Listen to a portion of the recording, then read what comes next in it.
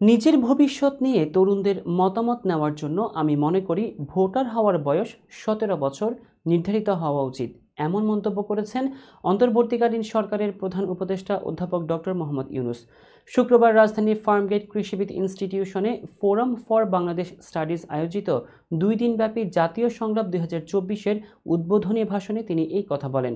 Video বার্তার মাধ্যমে তিনি এই ভাষণ দেন। ডক্টর ইউনূস বলেন, এজন্য সর্বশেষ পর্যায়ে জাতীয় ঐক্যমত্য গঠন কমিশন গঠন করা হয়েছে। যেমন ধরুন, কোনো বয়সে একজন নাগরিক ভোটার হতে পারবে, তার জন্য নানা দেশে নানা বয়স নির্ধারণ করা আছে। নির্বাচন সংস্কার কমিশন নিশ্চয়ই এরকম একটা বয়স সুপারিশ করবে। সে বয়স আমার পছন্দ হতেও পারে, আবার নাও হতে পারে। ধরুন, আমি তরুণদের তাড়াতাড়ি ভোটার করার পক্ষে। যে যত তরুণ, পরিবর্তনের প্রতি তার আগ্রহ তত বেশি, এই হলো আমার যুক্তি। তরুণরা তাকে শক্তি যোগায়, তথ্য প্রযুক্তির সঙ্গে তার গভীর সখ্যতা তাকে এই শক্তি যোগায়। তরুণরা সংখ্যায়ও বেশি, দেশের ভবিষ্যৎ নিয়ে তারা আগ্রহী।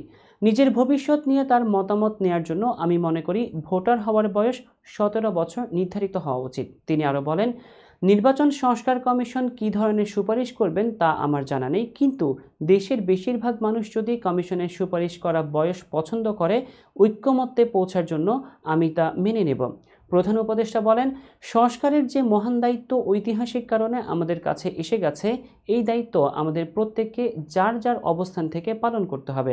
এক্ষেত্রে প্রতিটি রাজনৈতিক দল, সামাজিক, অর্থনৈতিক, ব্যবসায়িক এবং ধর্মীয় জনগোষ্ঠীর প্রত্যেককে দৃঢ়তার সঙ্গে সংস্কারের এই মহাযজ্ঞে আনন্দের সঙ্গে ঝাঁপিয়ে পড়তে হবে।